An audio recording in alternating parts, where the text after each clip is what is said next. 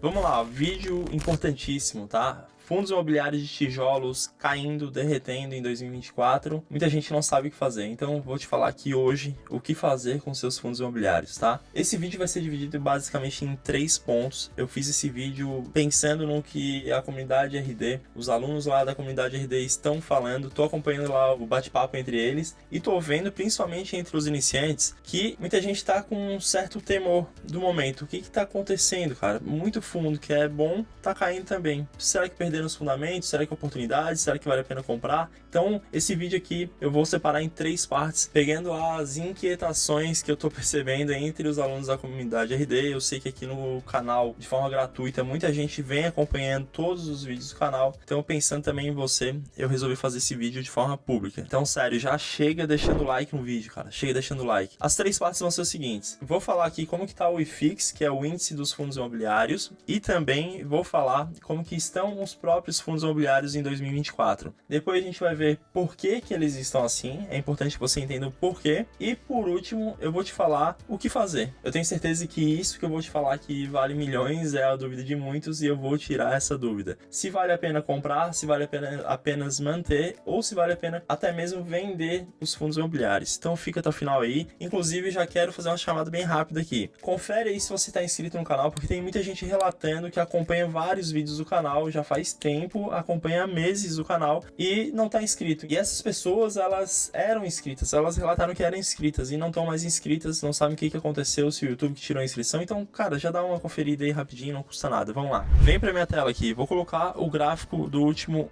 mês do IFIX. Esse aqui é o gráfico do último mês, está em 3.333 mil pontos, uma queda de 1,33% no mês. Mas quando a gente coloca aqui o gráfico do ano de 2024, a gente tem uma alta, até uma alta de 0,59%. Por que tem essa alta? Porque por mais que a gente tenha passado por essa queda aqui repentina, olha só, aumentando esse gráfico do dia 30 de agosto até aqui, ó, até o dia de hoje, a gente tem uma queda até relevante para o índice dos fundos imobiliários. Porém, a gente tem que considerar que o IFIX, ele leva em conta tanto os fundos de papel quanto os fundos de tijolos. Então, os fundos de papel, eles acabam equilibrando, eles acabam se contrabalanceando, ou seja, existe uma correlação que é chamada de correlação negativa entre fundos de papel e fundos de tijolos dentro do mesmo índice. Isso que é o bacana de você fazer o seu investimento em fundos imobiliários, porque assim você garante um equilíbrio perfeito para sua carteira apenas nos fundos imobiliários, sem contar todos os outros tipos de investimentos que a gente coloca na carteira, que a gente coloca também para fazer esse balanceamento de forma estratégica,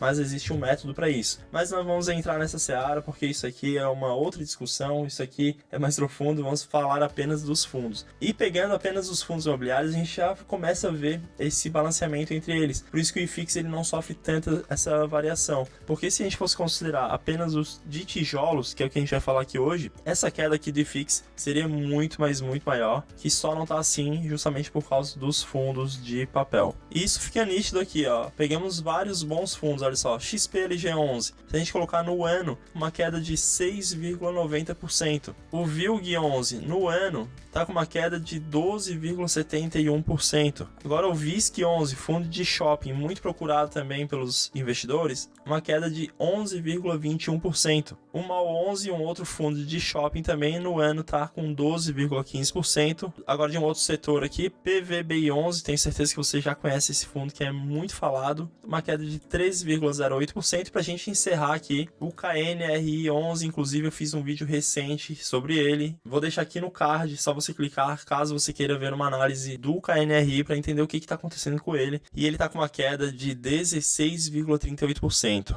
E para você ter uma noção aqui, o KNRI11 é um fundo que ele é bem procurado pelos investidores, tanto iniciantes quanto investidores aí de médio e longo prazo que já são mais avançados também. E dá uma olhadinha aqui no PVP, preço sobre valor patrimonial, desde 2017. Em 2017 ele estava com um PVP de 1,15, ou seja, 15% acima do valor patrimonial. 2018, 2% acima do valor patrimonial. 2019, 31% acima do valor patrimonial. 2020, 3%. Então, normalmente ele está acima do valor patrimonial. E aqui, em 2023, ano passado, ele estava 1,04 de PVP, ou seja, 4% também acima do valor patrimonial. A gente teve poucos períodos nos últimos anos aí que foi com desconto. Olha só, teve 10% de desconto em 2021, 2022 teve 12% e novamente estamos aqui num período descontado de 0,92. Mas aqui a gente já extrai que esse fundo ele normalmente negocia acima do seu valor patrimonial, então possivelmente estaríamos diante de uma oportunidade, mas aí você precisa ver aquela análise que eu te falei para entender realmente o que está se passando por dentro do fundo, e a gente vai ver também o que está acontecendo num cenário maior, num cenário extrínseco ao fundo imobiliário, que é sempre interessante que você analise, tá? Tem os fatores intrínsecos aos ativos e os extrínsecos, que você deve sempre analisar quando você for fazer os seus investimentos. Mas diante disso aqui, diante desse histórico de PVP, a gente já pode observar que a gente estaria hoje diante dos patamares mínimos de preço do KNRI11. Mas eu tô pegando ele apenas como exemplo, existem vários assim hoje em bolsa de valores, só que a gente tem que saber filtrar bem o que é oportunidade, o que é roubada, senão você vai cair realmente uma grande roubada. Inclusive nesse vídeo, até o final do vídeo, você vai saber se hoje vale a pena aportar mais, se vale a pena apenas manter ou se vale a pena você realmente vender os seus fundos imobiliários. Então fica comigo aí até o final. E uma coisa é fato, muita gente começa a investir em renda variável, em ações ou fundos imobiliários, e já ouve que o próprio nome já é sugestivo, já fala que é renda variável, então ele vai oscilar tanto para cima quanto para baixo. E muita gente ouve falar que existe o tal do perfil do investidor. Cada pessoa tem o seu perfil. Tem perfil conservador, tem perfil moderado, tem perfil arrojado, que é o cara que suporta muito mais oscilações. E muita gente acha que é arrojado. É normal a pessoa entrar e falar, pô, eu consigo tolerar qualquer tipo de oscilação, porque eu sei que no longo prazo o negócio vai subir. É tranquilo de você simplesmente ouvir o nome renda variável e falar que entende, falar que suporta. Mas quando acontece essa oscilação aí muito brusca, o pessoal apavora. Mesmo que os fundos imobiliários eles sejam menos oscilantes do que as ações, existem as suas oscilações também dentro dos fundos imobiliários. E muita gente precisa entender isso aqui, senão você começa a entrar no investimento em renda variável sem entender isso aqui, e aí diante de uma situação dessa, diante de um cenário desse, não sabe o que fazer. E olha aqui, esse gráficozinho que eles nos mostra, tá? Essa linha azulzinha aqui são as ações, é o Ibovespa. E a linha vermelha nos mostra aqui as oscilações do IFIX, tá? Dos fundos imobiliários no período dos últimos 5 anos. Mas o que eu quero que você perceba é o seguinte, você pode ver claramente que quando dá esses picos aqui de alta, o Ibovespa ele oscila muito mais. Quando dá a queda, ó, essa queda aqui lá em 2020, você sabe por quê, aquele problema que teve problema mundial, as ações despencaram. Claro que os fundos imobiliários também caíram, mas eles caíram bem menos. Então as oscilações, olha aqui, o pico das ações, tá? Ele sobe muito mais, sobe e desce muito mais.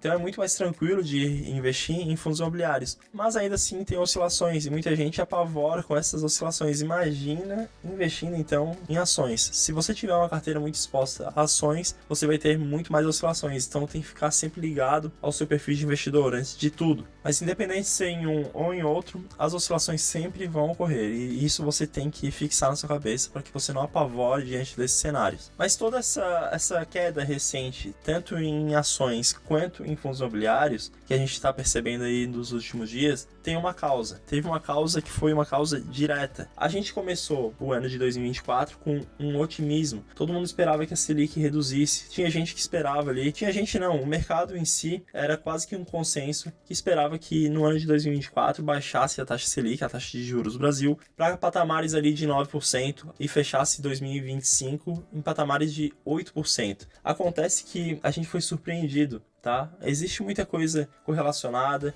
existe macroeconomia correlacionada, existe política correlacionada, inflação e tudo mais, e obviamente a taxa Selic teve que novamente ser elevada. Então recentemente a gente foi pego por isso aqui, ó. A taxa Selic lá desde 2022, pode observar aqui, ó, estava em 13,75, os meses foram se passando. Em 2024 caiu, olha só, tava lá no ano passado ainda, caiu de 13,75 para 13,25, depois 12,75, 12,25, 0,75 e foi caindo. Toda a reunião do Copom foi caindo. Até aqui, na data de 8 de maio de 2024. Teve uma queda até 10,5%. Porém, esse negócio aqui estagnou. Os cortes, eles pararam.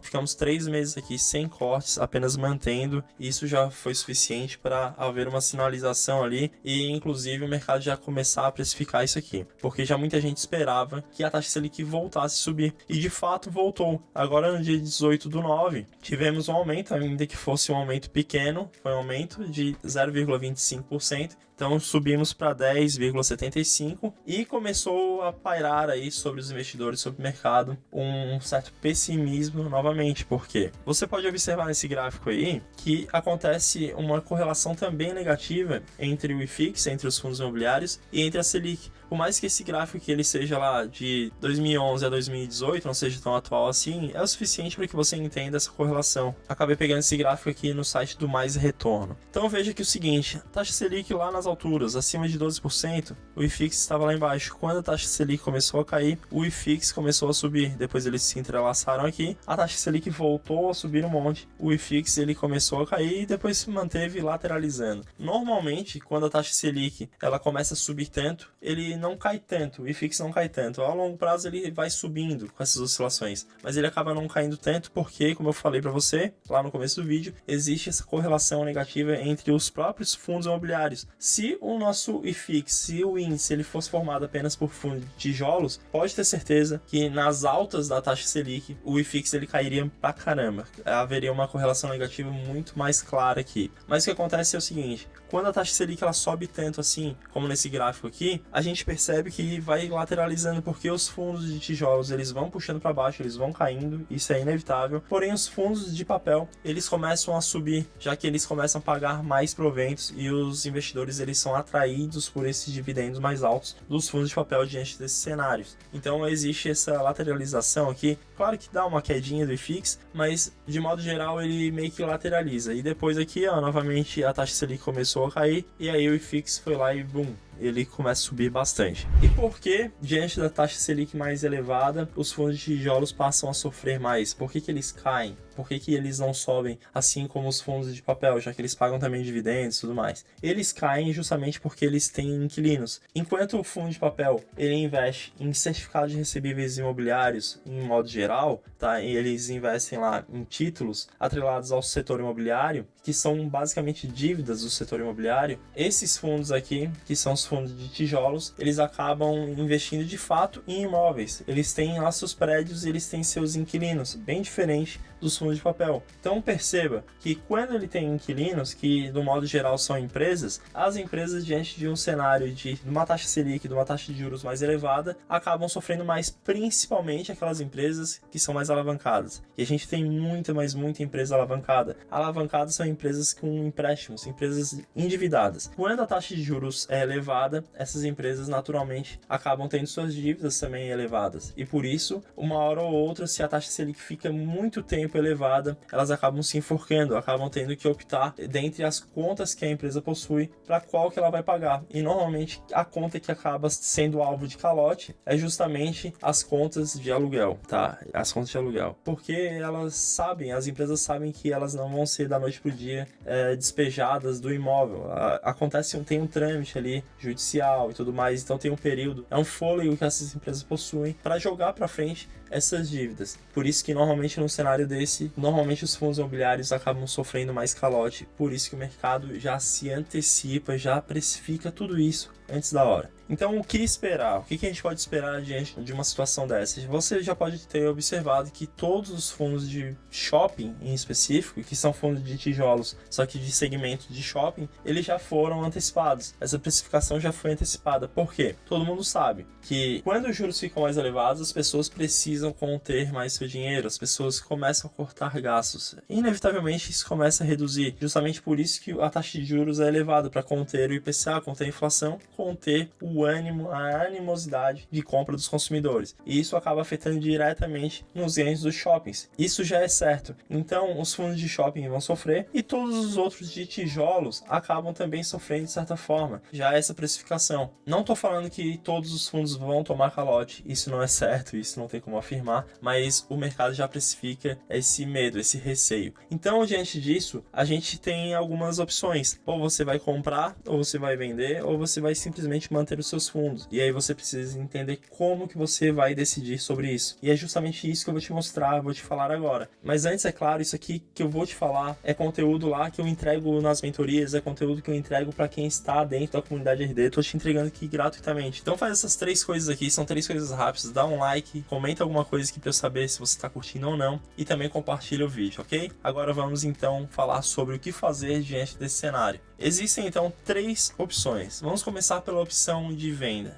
Carlos, diante desse cenário, é bom a gente vender nossos fundos e comprar depois? Eu já te adianto que você deve vender os fundos imobiliários num cenário desse se os seus fundos eles foram mal escolhidos. Se você fez uma péssima seleção, porque tem gente que compra apenas focado no dividend yield, tem gente que compra seguindo apenas a diquinha, não sabe como analisar um fundo imobiliário, não fez uma análise prévia, aí sim você deve vender, porque diante de qualquer cenário, não importa se a Selic está subindo ou está caindo, o fundo é ruim por si só. São fatores intrínsecos ao fundo imobiliário. Então, diante dessa análise, e ele não tem nada a ver com o cenário, mas sim ao seu fundo, aí sim você já deve fazer a venda independente do momento. Você deve se desfazer dos fundos ruins. Isso é muito claro. Agora, falando sobre manutenção, você não deve nem comprar nem vender os fundos. Você deve apenas manter. Diante de qual situação que você deve apenas manter seus fundos? Se você já tem uma exposição grande dentro da sua carteira de investimento em fundos imobiliários. E isso vai depender da sua configuração, da sua estratégia de carteira de investimentos. Se a sua carteira lá tem já uma porcentagem, que você já bateu sua porcentagem, talvez seja interessante você dar uma segurada nos aportes e apenas manter, não vender. E é claro, não vender apenas se você tiver realmente selecionado bem seus ativos. E no último caso aqui, se você deve comprar os fundos imobiliários, e já vou te falar como que você deve comprar os fundos imobiliários, se você deseja aumentar a sua posição nos fundos imobiliários. E aí vai depender também da configuração da carteira, vai depender do seu perfil de investidor, vai depender de vários fatores que você deve saber antes de você mesmo ter começado a investir. Se você já sabe isso, se você está com a carteira estrategicamente formada, aí sim você vai olhar para ela e vai decidir se deve comprar ou não. E Carlos, como é que eu devo comprar agora? Como é que eu devo comprar? Eu já chego e compro tudo porque já tivemos essa queda? E não, a resposta é não. Por que é não? Porque a gente nunca sabe o fundo do poço. A gente nunca sabe até que ponto que o fundo vai cair. Isso é válido para qualquer ativo, não é só para fundo imobiliário não, para ação, para ativos estrangeiros, para qualquer tipo de ativo. A gente nunca sabe, isso é impossível de saber, tá? E qualquer pessoa, cara, quem te afirmar isso, que chegou a hora do fundo do poço, que o fundo não vai cair mais, ou que ele já bateu o pico lá, ele não vai subir mais, tá mentindo pra você, fique ligado. Se tiver alguém falando isso aí, corre dessa pessoa, porque essa pessoa tá mentindo, ninguém tem bola de cristal. Isso aqui é movido por pessoas, por animosidade, por oferta e demanda, então é impossível a gente saber até que ponto que isso aqui vai cair. Então o correto é o quê? Diante de uma situação dessa de oportunidades, já que a gente não sabe até que ponto que o ativo vai cair, você simplesmente vai comprando aos poucos, em escadinha. Conforme o ativo vai caindo, você vai comprando mais e mais e mais, e é aí que entra a grande necessidade e a grande importância de você ter um caixa de oportunidade. É por isso que se fala da tal da reserva de oportunidade, porque se você não tem reserva de oportunidade diante de um cenário como esse, você simplesmente não consegue aproveitar, e aí sim, se você tem pouco dinheiro, você vai precisar fazer apenas um aporte, você só consegue fazer um aporte, e aí você vai ter que realmente selecionar o melhor momento. E diante disso, eu já te afirmo que é impossível você saber exatamente o melhor momento. E eu já te falo aqui diante disso, se você estava diante de alguma dessas dúvidas que eu acabei de tirar para você, se você não sabia se devia manter, comprar ou vender os ativos nesse cenário aqui, é fato que você tem muito a aprender, você tem muito a se aprimorar para os seus investimentos, para formar uma carteira tranquila e rentável para o longo prazo. E aí eu te falo que não é apenas você investir aqui nos ativos, cara, você precisa antes de tudo investir também em conhecimento, sabe por quê? Porque conhecimento ele vai te poupar tanto dinheiro quanto tempo. E é por isso que eu quero te convidar, dia 10 de outubro, a gente vai reabrir a comunidade RD, vou abrir para uma turma nova, vai ter vagas, as vagas são limitadas, já quero te informar isso, as vagas são limitadas. Dia 10 de outubro, marca aí na sua agenda, 10 de outubro, e já aproveita, clica aqui embaixo no link, porque só quem estiver naquele link ali, que é a nossa lista de espera, vai saber de tudo, inclusive do desconto, vai ter um descontaço, tá? Um descontão que eu não vou repetir garantir esse desconto. Esse desconto vai ser dessa vez para quem estiver na lista de espera. Então clique ali, é a lista de espera que você vai clicar, vai entrar num grupo do WhatsApp, lá é a nossa lista de espera. Apenas aguarde dentro daquele grupo que nós já vamos começar a falar sobre a comunidade RD nos próximos dias. Meu nome é Carlos Ames, espero que você tenha curtido esse vídeo e agora fico com esse vídeo aqui do meu lado, que eu tenho certeza que é mais um vídeo que você vai aprender bastante. Clica nele, a gente já se vê nele agora.